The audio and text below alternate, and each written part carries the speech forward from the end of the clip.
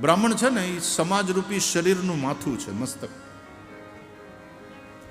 ક્ષત્રિયો એટલે ભુજા, છાતી, ઢાલવા છાતી વાળા હોય, છાતી હિંમત વાળા હોય, ભુજા એની ભુજામાં બળ હોય. વૈશ્ય એટલે ઉરુ,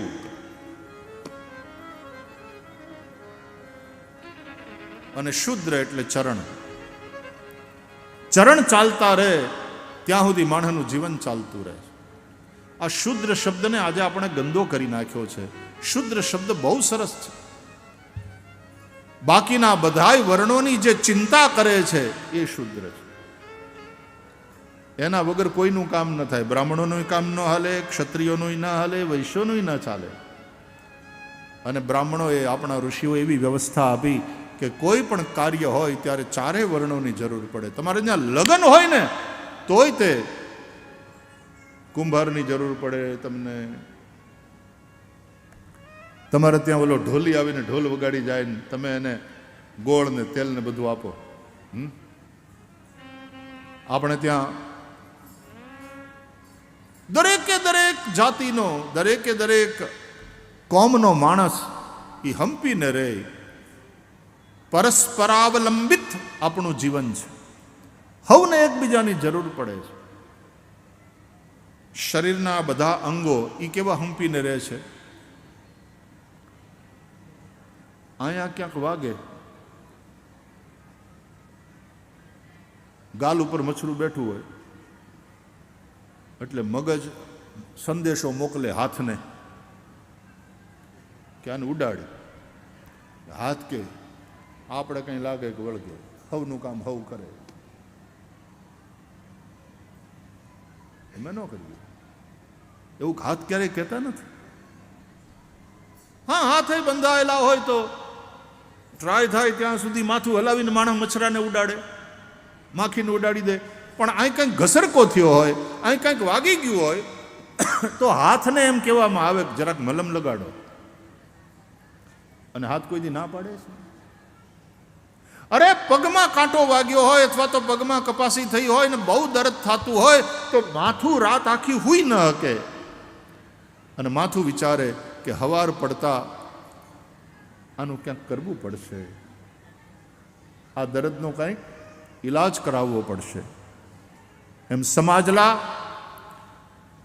બીજા વર્ગની પીડાને જોઈ અને સમાજનો ઉપલો વર્ગ એટલે કે જ્ઞાની, એટલે કે બુદ્ધિ જીવી એવો જે વર્ગ છે, બ્રાહ્મણ વર્ગ જેને આપણે કહીએ છીએ, એ સૂઈ ન શકે કે સમાજના આ વર્ગની પીડાને દૂર કરવા માટે શું શું થઈ શકે. ઉપાયો શોધો, એના રસ્તાઓ શોધો. બાકી માથું કોઈ દે એમ કે પગમાં કપાહી આપણને લાગે કે વળગે, હવનું કરે નહીં. માથું વિચારે કે આનો ઉપાય શું. જે વ્યવસ્થા આપણા શરીરમાં, દેહમાં છે એ વ્યવસ્થા આપણે દેશમાં લાવવી પડે. અને સમાજના બધા જ વર્ગો આ રીતે સંપીને રહે, એકબીજા માટે જીવે, એકબીજાનું દાજે, એકબીજાની મદદે તરત ઘસાઈ છૂટે એકબીજા માટે. તો જે વ્યવસ્થા શરીરમાં છે એ જ વ્યવસ્થા સમાજમાં આવે એવો સંદેશ આપણા ઋષિઓએ આપ્યો. અત્યારે તો જાતિવાદ એટલો બધો વકર્યો છે, વધ્યો નહીં વકર્યો છે. એટલો બધો જાતિવાદ વકર્યો છે. અને એમાં પાછી આવી રાજનીતિ, આ જાતિવાદને વકરાવવામાં રાજનીતિનો તે એનો રોલ છે. આ કડવી વાસ્તવિકતા છે. બાકી વ્યાસપીઠોએ જાતિ ભેદની વાત નથી કરી. અમારા આદ્ય શંકરાચાર્ય ભગવાન આપણા હિન્દુ વૈદિક ધર્મના ધ્વજાને પુનઃ વિશ્વમાં લહેરાતી કરનારા આદ્ય શંકરાચાર્ય ભગવાન એમ કહે, નમે જાતિ ભેદ, નમે મૃત્યુ શંકા, નમે જાતિ ભેદ, પિતા નૈવ મે નૈવ માતા ન જન્મ. જાતિ ભેદ, જાતિવાદ એ ખોટી વાત છે. કેરી કેરી છે પણ એના અલગ અલગ પ્રકાર છે ને, કે આ આફૂસ છે, આ કેસર છે, આ પાયરી છે, આ લંગડો છે, એમ કેરીના અલગ અલગ પ્રકાર છે ને. કેરી બધી કેરી, એમ માણસ બધા માણસ જ, પણ આ ક્ષત્રિય છે, આ બ્રાહ્મણ છે, હવના ગુણ જુદા છે.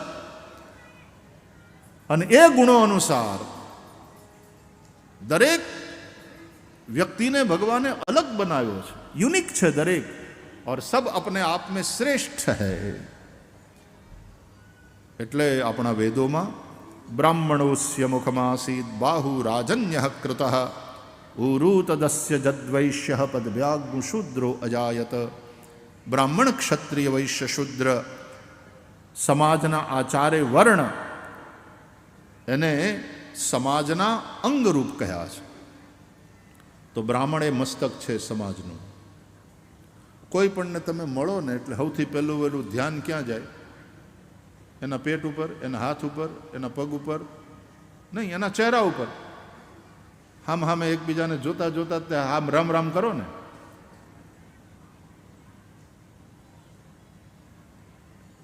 આ ભાગ બહુ મહત્વનો છે. અને એ રીતે બ્રાહ્મણો જે જ્ઞાન પ્રધાન છે, જે શિક્ષકો છે, જે જ્ઞાનીઓ છે, જે વિજ્ઞાનીઓ છે, જે રિસર્ચ કરનારા છે, જે કવિઓ છે, જે સાહિત્યકારો છે, આ બધો બ્રાહ્મણ વર્ગ એ સમાજનો મહત્વપૂર્ણ વર્ગ છે. કોઈ પણ સમસ્યાના સમાધાન માટે આપણે એની સામે જોઈએ, એ ભેજું હલાવે અને પછી મોઢેથી બોલીને માર્ગદર્શન કરે, તમારા કલ્યાણનો માર્ગ તમને બતાવે. હવે આ માથું જે ખરું ને એ ટોટલ બોડી માસ એટલે કે આપણા શરીરનું જેટલું દળ છે એનો એપ્રોક્સિમેટલી 10% ભાગ થાય. બરાબર? એમ બ્રાહ્મણ વર્ગ છે એ સમાજનો લગભગ 10% વર્ગ હોય. એ કાંઈ અપરાધ કરે તો એને ખતમ ન કરી નખાય, એને દંડ દેવાય. સીધી સાદી વાત.